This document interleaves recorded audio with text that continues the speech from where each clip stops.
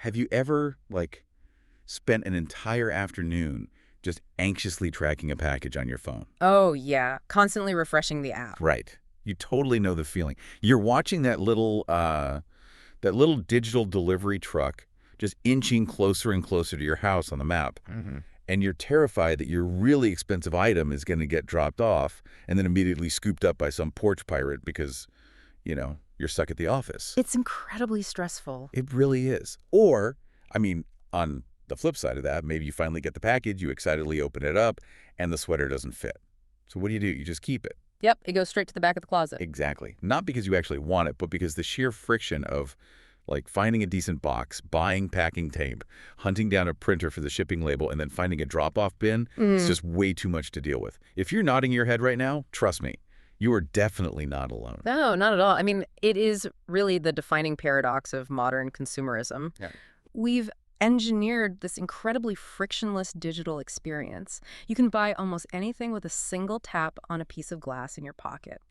So the digital side is flawless. Totally. But the physical reality of, moving actual atoms, actually receiving that item securely or trying to send it back is still incredibly fragile and, frankly, fraught with friction. And that is exactly what we're getting into today. Welcome to today's deep dive. We've been looking into how massive global logistics networks are quietly changing their whole strategy to solve this exact problem. It's a huge shift. It really is. We are focusing specifically on FedEx and how they're increasingly leaning on local brick-and-mortar storefronts to fix this.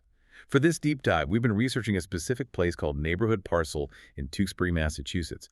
And we're looking at how it acts as this sort of physical bridge in our completely digital shopping world. Right, because we want to figure out how mom and pop shops are suddenly becoming like the most critical piece of this multi-billion-dollar e-commerce machine. Okay, let's unpack this, because to really understand why a package gets stolen off your porch or why returning things is such an absolute nightmare, we really have to look at the sheer physics of what happens after you click buy.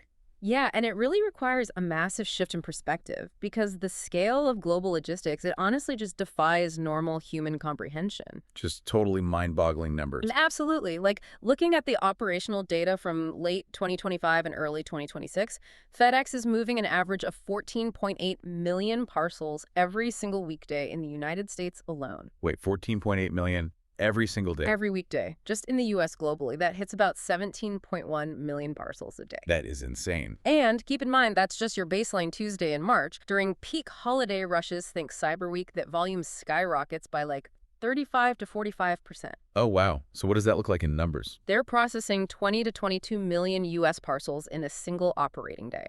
To put their footprint in context, FedEx handles roughly 19% of all U.S. parcel volume, and they capture 33% of all courier and local delivery revenue. I mean, it's like moving the entire population of a small country in cardboard boxes every 24 hours. That's a great way to look at it. Yeah. You've got these fleets of wide-body aircraft crossing oceans. You have these massive sorting facilities that practically look like small cities, and long-haul trucks that are just perfectly synchronized across the interstates. A completely hyper-optimized machine. Right. But here's the disconnect. With all of this incredible global infrastructure, why does the system seem to just completely break down right at our front doors? Well, the breakdown happens because you're crossing a really strict boundary. You're moving from a perfectly controlled environment into absolute chaos. Okay, chaos in what sense? Well, a FedEx super hub in Memphis, for example, operates with microscopic precision. Every barcode is scanned by high-speed cameras, conveyor belts route the packages based on algorithms, the temperature is controlled, and human interaction is minimized as much as possible. So it's like a perfectly predictable ecosystem. Exactly. But that final stretch of the journey, what the logistics industry calls the last mile, is the most expensive, the most unpredictable, and just the most inefficient part of the entire global supply chain. Because suddenly the algorithm has to, actually deal with reality. Right. You're taking a package out of this sterile, highly controlled ecosystem and just releasing it into the wild. Into the elements? Yeah. The software might calculate the most mathematically efficient driving route, but it simply cannot account for a barking dog blocking the walkway, or a sudden thunderstorm soaking a cardboard box. Or confusing apartment building layouts where you can't find the door. Exactly. Broken gate codes, or, of course, the ever-present threat of a porch pirate literally following the delivery truck down the street. And the density of delivery just drops off a cliff. What do you mean by density drop-off? So delivering 50 packages to a single corporate loading dock, that is highly profitable. It's one stop. But delivering 50 packages to 50 different suburban houses where the driver is dodging sprinklers and sitting in traffic, that burns immense amounts of fuel and time. Ah, I see. So getting a box across the Pacific Ocean is an engineering marvel, but getting it securely into your hands on a random Tuesday afternoon is just a completely different kind of logistical nightmare. It really is. Which brings us to why these massive networks just can't solve a local street-level problem with a macro-level algorithm. They need a real physical footprint right in the actual community to absorb all that last-mile chaos. And that is where we look at this source from April 2026 about neighborhood parcel in Massachusetts. Yeah, this is where the strategy shifts from global to hyperlocal. Neighborhood Parcel operates as an official FedEx hold for pickup location. And if we look at the geography of this specific store, the strategy becomes incredibly obvious. Because of where it's located, right? Exactly. They're situated right on the Route 38 and I-495 commuter corridor. So they aren't just serving the town of Tewksbury. They're strategically positioned to intercept commuter traffic from neighboring communities, too, like Lowell and Andover. So by inserting a staffed, secure local business into that chaotic last mile, they're basically neutralizing all those unpredictable human variables you mentioned earlier. That's the goal. Instead of the driver navigating 50 chaotic driveways, they just drop 50 packages at one secure desk. That makes so much sense. Yeah. And for the customer, like say I'm commuting from Andover, I don't have to stress all day at work about my laptop sitting on my porch. I just pull off the highway on my way home, grab my box, and the porch pirate is entirely removed from the equation. Completely removed. And if you live in a city like Lowell, which has a lot of dense housing and apartment complexes, this completely bypasses the problem of those overflowing unsecured apartment mailrooms where packages just sit out in the open. Oh man, apartment mailrooms are the worst for that. They really are. And this service also caters heavily to the growing demographic of remote workers and frequent travelers. It completely removes the anxiety of having to be tethered to your house during a specific, completely inflexible 4-hour delivery window. You get to dictate the pickup time, not the delivery driver. Okay, but let's clarify the actual mechanics of how a customer triggers this, Right. because I think this is important. Wait, so is this just a backup plan for when a delivery driver misses me, or can I actually plan this in advance? Like if I'm buying a new laptop online, can I tell the retailer from day one to just send it directly to this secure location? So it actually functions as both, but they run on two distinct logistical tracks that the sources outline. The first track is called FedEx Hold for Pickup. Okay, hold for pickup. Right. And this is a pre-shipment designation, meaning when you're checking out on a retailer's website, instead of entering your home address, you can actually select a place like Neighborhood Parcel as the final destination on the shipping label itself. This happens before the laptop ever even leaves the warehouse. So it's baked into the routing from the very beginning. It never even attempts to go to my house. It goes straight to the local hub. Exactly. Now, the second option is a post-shipment redirect. This one is formally called Hold at Location. Hold at location. Yeah. Got it. So what's the difference? In this scenario, the laptop is already in transit toward your house. It literally has your home address printed on the box. But your schedule suddenly changes, you realize you won't be home, and you want to intercept it. So you log into the FedEx Delivery Manager tool, and you manually reroute that specific tracking number to the local store while it's mid-flight. Okay, so whether you bake it in from the start or you reroute it mid-flight, both paths ensure the package ends up safely waiting at the store instead of just sitting exposed on a welcome mat. Right, and they'll hold it there securely for up to 7 calendar days, completely for free. Which is awesome. Mm-hmm. But let's look at this from the local store's perspective for a second. If a place like Neighborhood Parcel is transforming into this mini warehouse, basically holding on to everyone's valuable laptops and birthday gifts and sensitive legal documents, the security has to be pretty ironclad. Oh, it has to be. Because they can't just hand a box to anyone who walks in off the street and gives a fake name. It's essentially a package hotel with a very strict VIP list at the door. That's a great analogy. The convenience of this whole system is entirely dependent on rigorous security protocols.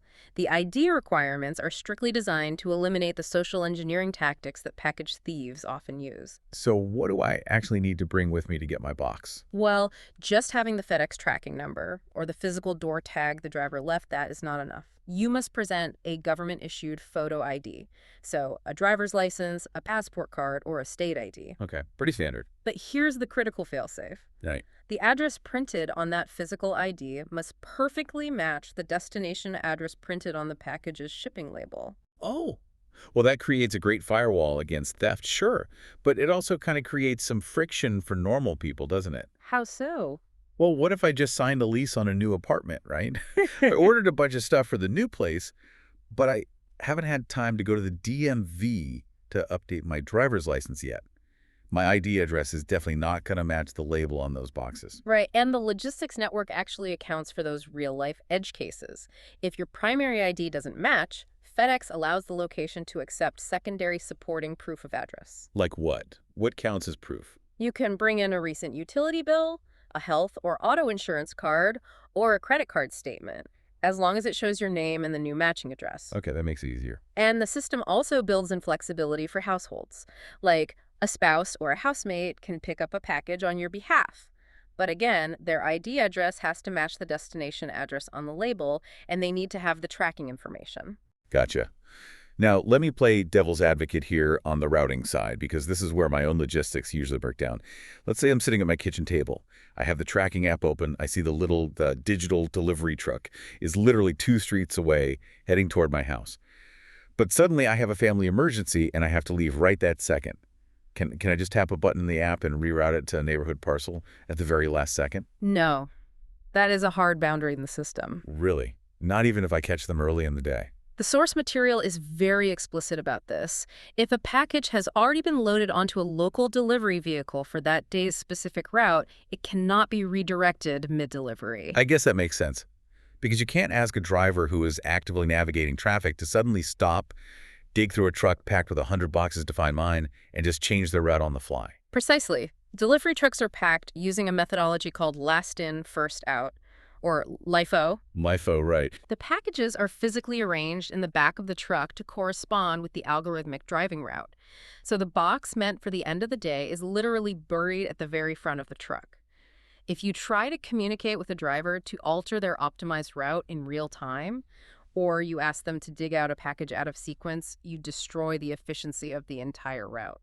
So when do you actually have to make that decision by? All redirection requests generally have to be made before midnight the day before your scheduled delivery. You have to do it while the package is still sitting in a sorting facility where the automated belts can cleanly and easily divert it. Okay, so returning to the package hotel analogy, it's a hotel with a very strict bouncer checking IDs. And you absolutely must make your routing reservations in advance. You can't just crash there at the last minute. Exactly. And extending that analogy even further, not every single package is even allowed to book a room in the first place. Wait, really? There are restrictions on what they'll accept? Oh, definitely. There are strict exclusions based on the physical realities of a mom-and-pop storefront. For example, priority overnight and second-day Saturday delivery are generally not eligible for this hold service. Why not? Because the routing for those ultra-fast premium tiers is separate and highly specific. They don't want to complicate that specific flow. I see. And I imagine a local place like Neighborhood Parcel can't handle things like, I don't know, massive furniture or hazardous chemicals either. Exactly right. Hazardous materials, dangerous goods, and oversized freight are strictly prohibited. A local shipping center simply doesn't have the square footage to hold industrial tractor tires, nor do they carry the environmental liability insurance to store industrial chemicals. Yeah, that would be a nightmare for a local shop. Right. So the Hold for Pickup service is meticulously designed for everyday consumer e-commerce. We're talking about items moving via FedEx Ground, FedEx Express Standard, and home delivery. Okay, so let's flip the entire narrative here. Let's say your package was eligible. It successfully navigated the 14.8 million parcel river. It bypassed the porch pirates. It arrived at Neighborhood Parcel. You showed your matching ID to the bouncer. And the laptop. Or, actually, let's go back to the sweater example from the beginning.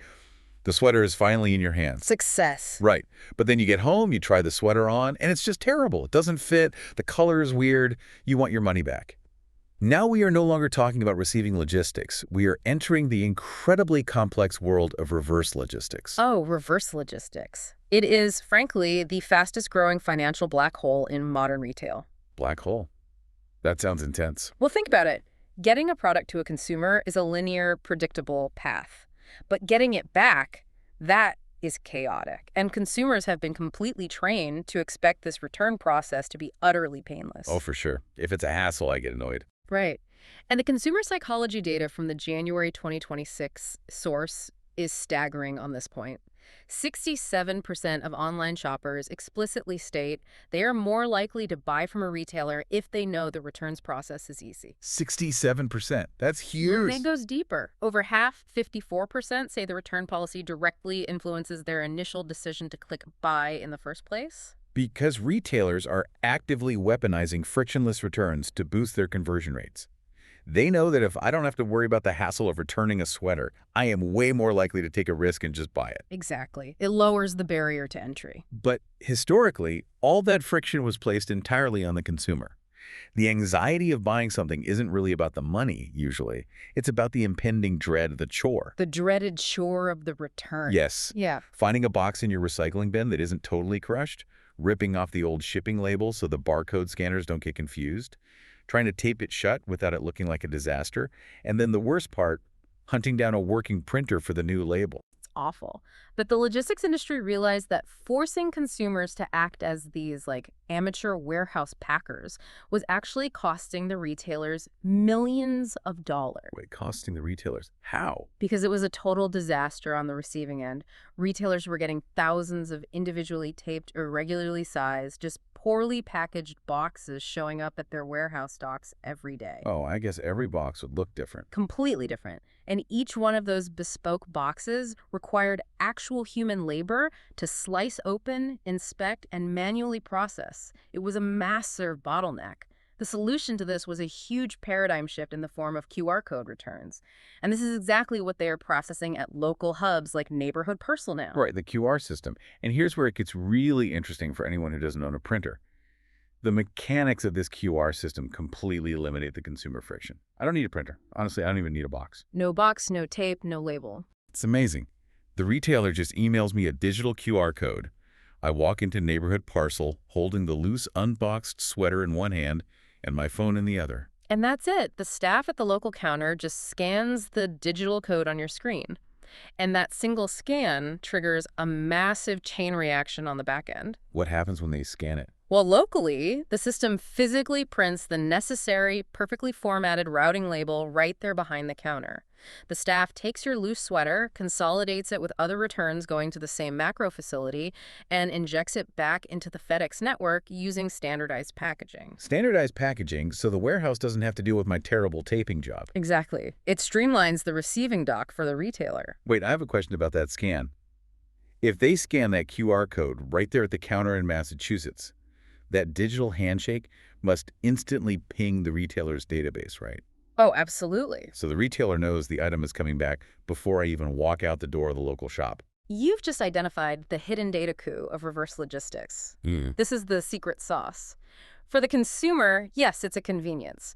But for the massive retailer, it is an incredibly powerful data acquisition tool. Because that real-time scan happens at a verified, trusted physical checkpoint, the retailer can confidently issue the customer a refund almost immediately. Oh, wow. So they don't have to wait a week for the physical sweater to slowly make its way back to their warehouse to prove I actually sent it. Exactly. They trust the scan from the authorized local counter. Which builds massive brand loyalty because I have my money back in my account before I even get to my car in the parking lot. But obviously, not having to find a box is great for you and me, but how else does this benefit the retailer? Well, it means they can update their digital inventory instantly. Think about it. If someone in California is looking for that exact blue sweater on the website, the retailer can list it as in stock and sell it again while the physical item is still literally sitting in a bin at Neighborhood Parcel. That is wild. It transforms the local mom-and-pop shipping center into the actual loading dock of the digital retailer. It completely optimizes the reverse supply chain. Hmm. Instead of dealing with unpredictable waves of mystery boxes arriving at random times, the retailer's algorithms have total visibility into exactly what inventory is flowing backward through the pipeline day by day. So they can plan ahead. Right. They can dynamically adjust their warehousing labor, they can predict their stock levels accurately, and most importantly, they minimize the time an item spends in transit where it's just depreciating in value. Wow. Okay, so stepping back and looking at this entire ecosystem we've explored today, the biggest takeaway for you listening right now is that the illusion of seamless online shopping is just that, an illusion. This idea that goods just magically float from an app into your living room and back again, it is supported by a staggeringly massive physical infrastructure. A very messy physical reality. Totally. And while the cargo airplanes and those massive automated Memphis sorting facilities get all the glory, it's actually the local storefronts that are doing the heavy lifting at the end of the line. Places like neighborhood parcels are really the unsung heroes acting as the actual physical bridge in our digital shopping world. They're absorbing all the shock. Exactly.